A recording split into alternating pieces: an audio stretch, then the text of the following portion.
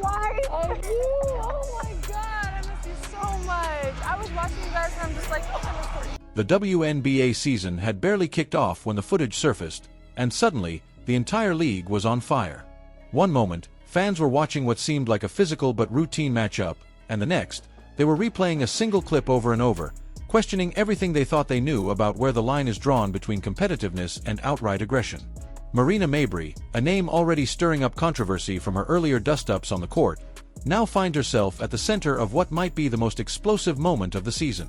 A moment that could shape not only her future, but how the league responds to violence moving forward. The video didn't lie.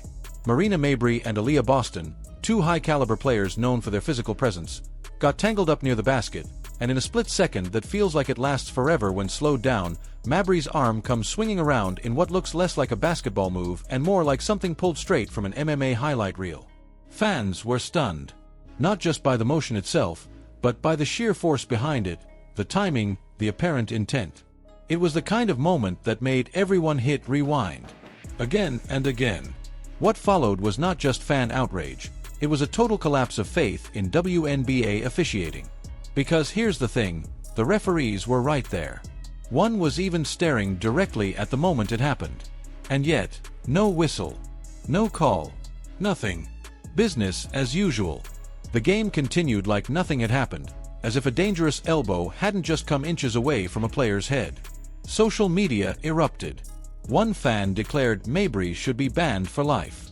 Another called for immediate suspension, saying the league was risking a major incident by not stepping in now.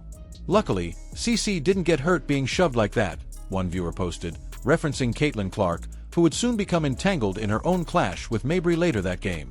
If the league doesn't suspend her, it could get ugly. And that's the chilling part. Because it did. The moment with Boston should have been the red flag. The warning. The chance for the referees to step in and say, "This stops now." But they didn't. And minutes later, Marina Mabrey found herself locked in another explosive exchange, this time with Caitlin Clark. The crowd's energy shifted. You could feel it through the broadcast, an unease, a tension, like everyone watching knew the game was teetering on the edge of chaos. And then it happened. Mabrey, again at the center of it all, delivered a hard shove to Clark. Officials initially called it a common foul, but the footage was too damning. Upon review, it was upgraded to a flagrant 2. Yet even then, Mabrey wasn't ejected. She stayed on the court. And fans were left wondering, how many lines does someone have to cross before action is taken? When you piece it together, the swing at Boston, the flagrant on Clark, the referee silence, the pattern is hard to ignore. Analysts and commentators began dissecting the tape frame by frame. Some argued it was obvious aggression. Others attempted to paint it as the heat of the moment, a physical play gone wrong. But the footage didn't just speak, it screamed. It wasn't just the swing itself.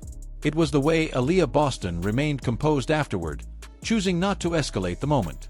It was the look on nearby players' faces, confused, hesitant, frozen. It was the reaction from the crowd, who could see what the officials refused to acknowledge.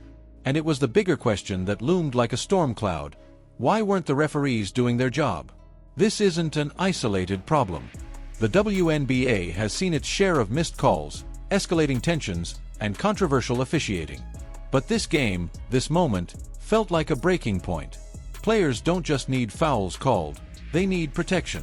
Especially when the aggression moves from competitive to calculated.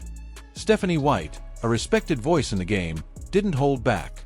She spoke openly about how dangerous plays like this damage not just individual games, but the league's credibility. "It's totally their responsibility," she said, "and if they had taken care of business earlier, we wouldn't be in this situation right now." That sentiment echoes across the WNBA community. Because this wasn't just about one player's actions, it was about the environment that allowed it to happen. If Mabrey had been taken out after the Boston incident, would Caitlin Clark have been targeted next? If the officials had sent a message early, would the rest of the game have stayed in control? Instead, the opposite happened. The lack of accountability only fueled the chaos.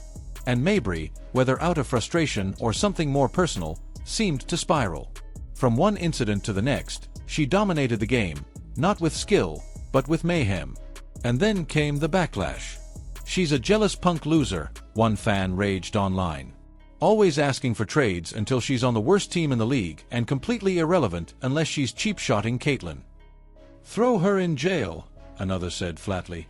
"There's no room for this in Caitlin Clark's league." "Is that fair?" Some say yes, arguing that the footage speaks for itself. Others caution that overreaction could ruin careers. But the outrage isn't coming from nowhere. It's building on years of frustrations, from inconsistent officiating to a lack of discipline when players cross the line. And it's impossible not to see the connection to players like Kennedy Carter, who's been under similar scrutiny.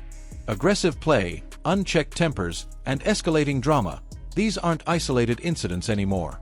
They're symptoms of a system that isn't doing enough to protect its athletes and maintain order on the court. The referees, meant to serve as the game's guardrails, simply didn't act. And because of that, a physical game turned into what one commentator described as a clown show. The missed calls, the refusal to eject, the slow-to-respond upgrades, it all paints a picture of a league unsure how to handle chaos when it hits the hardwood. And then there's the bigger issue: Caitlin Clark. Clark is more than just another rookie. She's the WNBA's most marketable name right now. She draws crowds, media attention, sponsorships. And yet, she's become a frequent target of physical play. From Chendi Carter's cheap shot to this latest clash with Mabrey, the message seems clear: rising stars aren't being protected. That's a dangerous precedent. Some fans are calling it jealousy. Others see it as a league struggling to adjust to new dynamics. But one thing is certain: incidents like these can't keep happening. Not if the WNBA wants to protect its players. Not if it wants to keep its credibility. Not if it wants to grow. And now, the league is facing a crossroads. Will Marina Mabrey be suspended? That's the minimum fans are demanding. Others want her banned outright. But even if the league makes that decision, it won't solve the root problem. Because unless officiating improves, unless referees take control early, unless accountability becomes the norm, moments like these will keep repeating. The footage is out there. The analysis has been done. The fans have spoken. The only question now is whether the league will listen. Should the WNBA suspend Mabrey for the rest of the season? Was this just an emotional outburst in a high-stakes game, or the symptom of something far deeper within the league's culture? Let us know your thoughts in the comments. And don't forget to like and subscribe for more breakdowns on the biggest moments in sports.